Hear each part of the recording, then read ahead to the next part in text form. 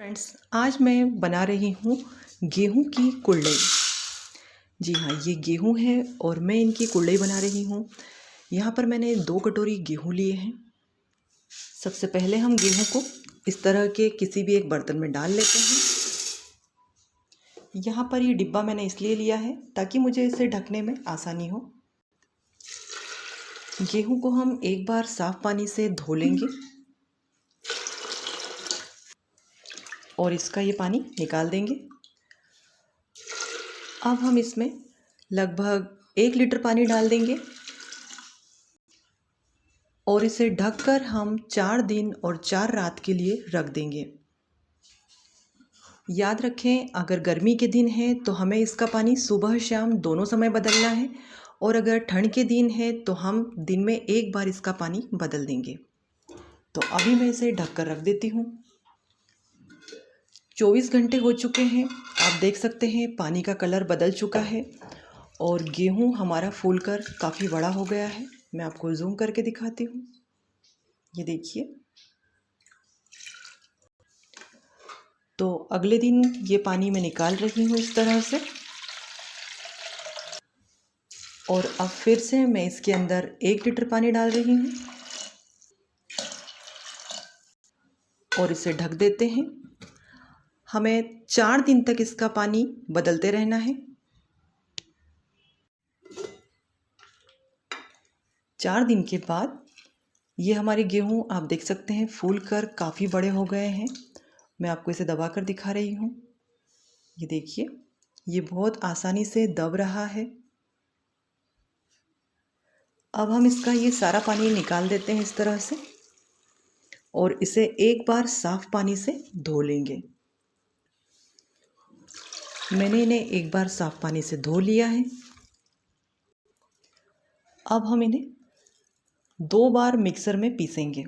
तो मैंने यहाँ पर इन्हें आधा आधा कर लिया है, एक बार में इसे पूरा नहीं पीसना है।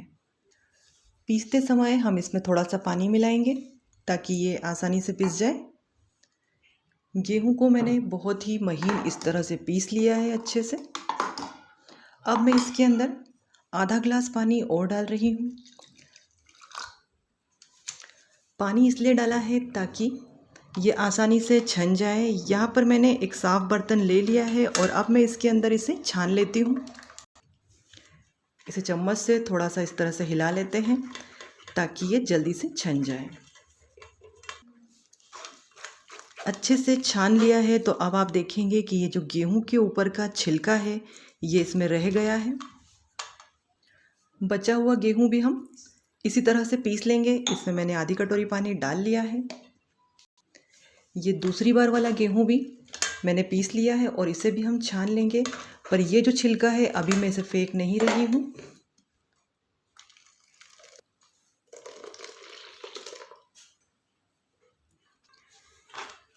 ये जो छिलका है इसे अभी हम मिक्सर जार में डाल लेंगे और इसके साथ में ही हम इसमें 1 कटोरी से लेकर 1.5 कटोरी तक पानी डाल सकते हैं और इसे एक बार 2 मिनट के लिए और चला लेंगे।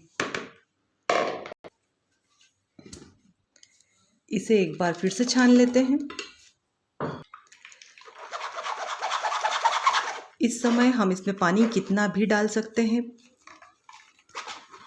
पानी की बिल्कुल भी चिंता ना करें और इसे हम अच्छे से इस तरह से दबा दबा कर सारा पानी निकाल लेते हैं इसमें से और अब हम इसे फेंक देंगे। ये सिर्फ गेहूं का छिलका बचा है। ये जो गेहूं का घोल है अब हम इसे एक बार और छन्नी से छानेंगे। तो यहाँ पर मैंने दूसरा बर्तन ले लिया है इस तरह से और इसे मैं एक बार फिर से छान लेती हूँ। आप देखेंगे कि इसमें से भी काफ़ी सारा छिलका निकला है। 2 बार इसे हमने छन्नी से छान लिया है। अब हम इसे एक बार कपड़े से छानेंगे। खाली बर्तन के ऊपर छन्नी रखेंगे और इसके ऊपर इस तरह से एक कपड़ा रख देते हैं और इस कपड़े के ऊपर अब ये घोल डाल देते हैं तो कपड़े में से ये घोल छन जाएगा।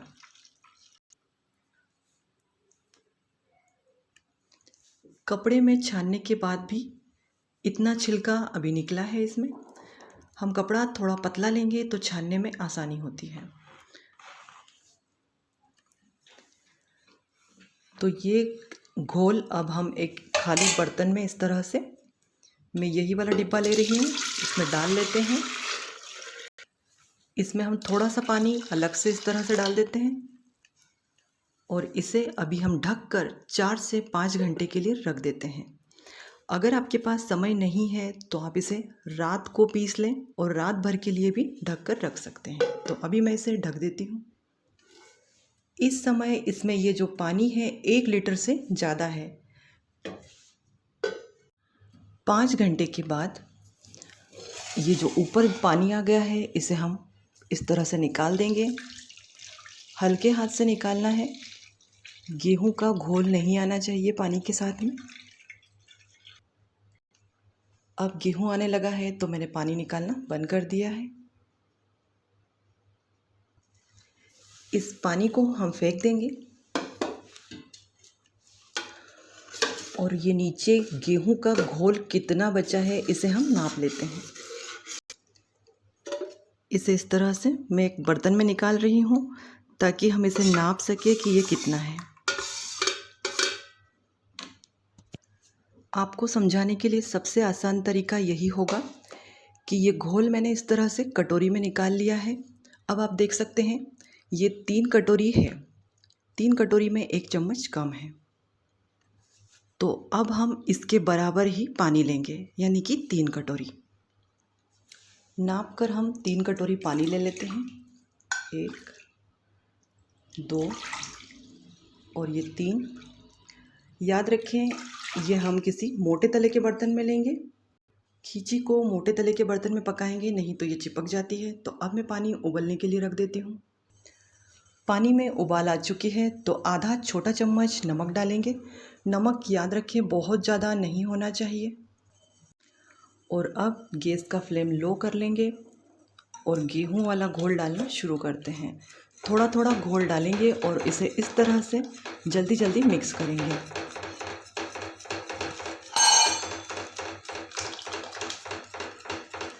तो यहाँ पर मैंने सारा घोल डाल लिया है और इसे हम 2 मिनट तक इसी तरह लगातार चलाते रहेंगे और मिक्स करेंगे। थोड़ा जल्दी जल्दी चलाना है ताकि इसमें लम्स ना पड़े। यहाँ पर डिब्बे में थोड़ा सा घोल चिपक गया था तो इसमें मैंने 2-3 चम्मच पानी डाल लिया है और इसे भी हम साफ़ करके इसमें डाल लेंगे और इसे अच्छे से मिक्स कर लेते हैं। घोल हमारा 3 कटोरी से कम था, हमने इस पर 3 कटोरी पानी डाला है और 3 चम्मच पानी बाद में डाला है, यानी कि पूरा आधी कटोरी पानी हमने इस पर ज़्यादा डाला है। इसे इसी तरह से मिक्स करके पकाते हुए मुझे 2 मिनट हो गए हैं।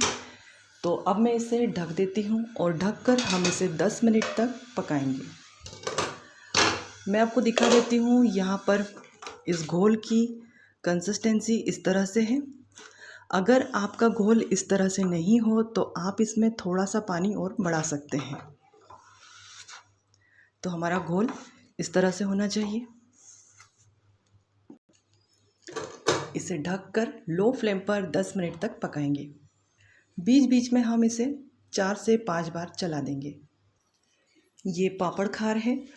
पापड़ को खस्ता और कुरकुरा बनाने के लिए पापड़ के अंदर पापड़ खार ही डाला जाता है और ये मार्केट में बहुत ही आसानी से मिल जाता है, 10 रुपये का 100 ग्राम। तो आप कोई भी पापड़ बनाएं तो उसके अंदर पापड़ खार ज़रूर डालना चाहिए। आप इसके अंदर पापड़ खार भी डाल सकते हैं आधा छोटा चम्मच, या फिर पापड़ खार नहीं है तो खाने वाला मीठा सोडा भी डाल सकते हैं। अभी मैंने इसके अंदर पापड़ खार या खाने वाला मीठा सोडा इसलिए नहीं डाला है क्योंकि हमने गेहूं को 4 दिन और 4 रात के लिए भिगो कर रखा था और उसके बाद जब हमने गेहूं पीस लिए तो उसे फिर से हमने 5 घंटे के लिए ढककर रख दिया था। तो अभी इससे हमारे पापड़ और कुरलई ऐसे ही बहुत ही खस्ता और कुरकुरे बन जाएंगे। लेकिन अगर आप इसे और भी खस्ता और कुरकुरा बनाना चाहते हैं तो इसके अंदर आधा छोटा चम्मच पापड़ खार या फिर खाने वाला मीठा सोडा डाल सकते हैं। 2 मिनट हमने इसे पहले पकाया था और 10 मिनट अब पका लिया है। तो ये हमने पूरे इसे 12 मिनट तक पकाया है। अगर आपके पास बहुत मोटे तले वाला बर्तन नहीं है तो आप इस तरह से एक तवा ले लें, इसे गैस पर रख दें इस तरह से और इस पर फिर खींची वाला बर्तन रख दीजिए और फिर पकाइए, तो ये चिपकता नहीं है। तो अब मैंने गैस का फ्लेम ऑफ कर दिया है और अभी हम इसे 10 मिनट तक ऐसे ही ढककर रखे रहने देंगे। अभी ये बहुत ज़्यादा गर्म है, तो अभी हम इससे कुल्हड़ी नहीं बनाएंगे। हम जब भी कोई पापड़ या कुल्हड़ी बनाते हैं तो इस प्लास्टिक शीट के ऊपर तेल लगाते हैं और तेल लगाने के बाद जब हम इस पर पापड़ या कुल्हड़ी सुखाते हैं तो तेल की जो खुशबू होती है, जो महक होती है, वो पापड़ और कुल्हड़ी के अंदर रह जाती है। और जब हमारे पापड़ 3-4 महीने या साल भर पुराने होते हैं तो यही खुशबू, महक थोड़ी सी बदबू में बदल जाती है, यानी कि पापड़ के अंदर से अजीब सी स्मेल आने लगती है। इसलिए हमें प्लास्टिक शीट के ऊपर तेल नहीं लगाएं और उसके लिए मैंने इस तरह की प्लास्टिक शीट ली है। यह आटा की थैली है, इसे मैंने खोलकर इस तरह से पूरा साफ़ कर लिया है कपड़े से पोंछकर। और अब हम इसके ऊपर पापड़ अगर डालते हैं, कुल्हड़ी अगर डालते हैं, तो इसमें हमें तेल लगाने की बिल्कुल भी ज़रूरत नहीं है। बगैर तेल लगाए ही इसमें से कुल्हड़ी और पापड़ आसानी से निकल जाते हैं। या फिर अगर आपके पास इस तरह की ये थैली नहीं है तो आप एल्युमिनियम फाइल भी ले सकते हैं। एल्युमिनियम फाइल को अच्छे से बिछा लीजिए और इसके ऊपर पापड़ या कुल्हड़ी डालिए। इस पर भी तेल लगाने की ज़रूरत नहीं होती है। या फिर इस तरह का कोई बिस्किट का पैकेट हो, इसे खोल लीजिए और इसके ऊपर भी हम पापड़ डाल सकते हैं, तो इसके ऊपर भी तेल लगाने की ज़रूरत नहीं होती है। तो अगर हम इनके ऊपर पापड़ डालेंगे तो पापड़ में तेल की महक बिल्कुल भी नहीं आएगी। कुल्हड़ी बनाने के लिए मैंने इस तरह से ये साँचा लिया है कुल्हड़ी बनाने का, और घोल को हमें बिल्कुल ठंडा नहीं करना है। साँचे में हम हल्का सा तेल लगा लेंगे और अब ये खींची इसमें डाल लेते हैं। साँचा बंद कर लेते हैं और अब कुल्हड़ी बनाना शुरू करते हैं। तो हम साँचे को एक बार इस तरह से घुमाएंगे और एक और बार घुमाएंगे और इस तरह से यहाँ पर छोड़ देंगे। सारी कुल्हड़ी इसी तरह से बनानी है। ये देखिए, एक बार घुमाया हमने, एक और राउंड घुमाया और यहाँ इसे छोड़ देंगे। अगर आपको कम तेल में कुल्हड़ी तलनी है तो एक ही बार घुमाइए और इसे कट कर दीजिए। अगर आपको गहरे तेल में कुल्हड़ी को तलनी है तो 2 राउंड इसे घुमाइए इस तरह से, क्योंकि ये कुल्हड़ी जब मोटी बनेगी तो तेल गहरा डालना होगा कढ़ाई में। सारी कुल्हड़ी मैंने यहाँ पर बना ली है और अब मैं इसे धूप में सुखा लूँगी। कुल्हड़ी एक दिन की धूप में ही बहुत अच्छे से सूख गई है और मैंने इसे अगले दिन 1 घंटे के लिए और धूप में सुखा लिया है। तेल गरम हो चुका है तो अब कुल्हड़ी तल लेते हैं। इसे दोनों तरफ से तलने की ज़रूरत नहीं होती है। आप देख सकते हैं कुल्हड़ी बहुत ही अच्छे से बनी है। तलने के बाद साइज़ में भी काफ़ी बड़ी हो गई है।